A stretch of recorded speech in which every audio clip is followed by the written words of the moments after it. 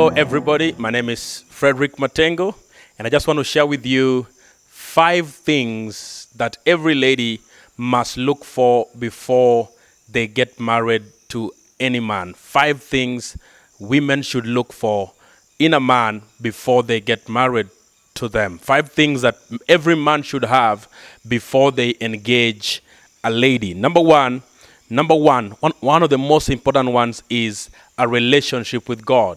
The Bible says in the book of Genesis that the first thing that God gave Adam was his presence. He would leave his throne and then he would come down in the cool of the day to have communion and fellowship with Adam.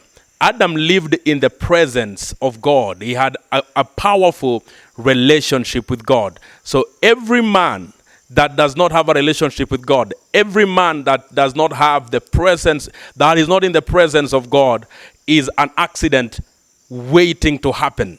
So the first thing you check is his relationship with God. It doesn't matter what he drives or where he lives, so long as whether he pushes a V8 machine or it drives a huge Range Rover, if he does not have a relationship with God, then that's a man that should be left alone. Number 2, in the same verse, in the same chapter, the Bible says that the second thing that God gave Adam was purpose. He gave him purpose. He gave him work. He told him, this garden, name all the animals that are here. You have a responsibility over every creeping creature, everything that is in this garden. So listen to me, child of God.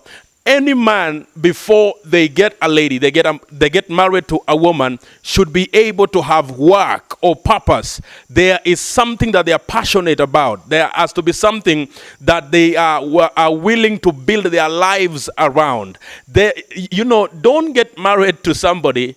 Don't get mixed up with any man that does not have a purpose, that is not passionate about anything. This kind of men, they get bored very quickly, number 1. Number 2, they will mistreat you. You know why? Because they don't even have something going on for them. Number 3, in the same verse, in the same chapter, you need a man that can be able that has the ability to grow and cultivate whatsoever God has bestowed in your life. The Bible says that God told Adam that you need to till this land, you need to cultivate, and you need to grow Eden. So any man, before they get married, they have to have the ability to grow something.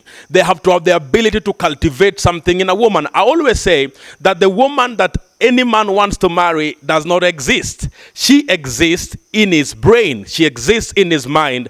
And it is his responsibility to take the woman that he meets and make her the kind of woman that he had in his mind and in his brain. You need to get married to a man that can be able to call out greatness, that treasure, that deposit that God has placed within you, that greatness. You don't need to get married to a man that will be able to surprise you, that will be able to want to rule over you, that will want to sit on you, that will want to keep you back as he progresses. So he has to be able to build, he has to be able to plant, he has to be able to cultivate, and he has to be able to grow. Lastly, the last thing that you should be able to look for in a man is a man that has direction.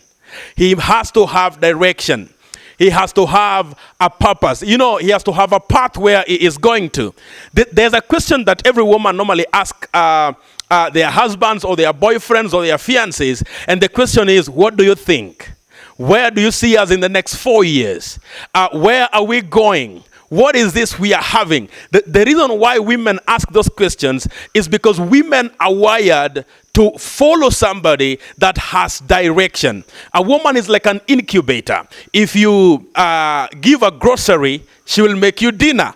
If you give her a sperm, she will give you a baby. If you give whatever it is that you place in the hands of a woman, she will magnify it and make it so big.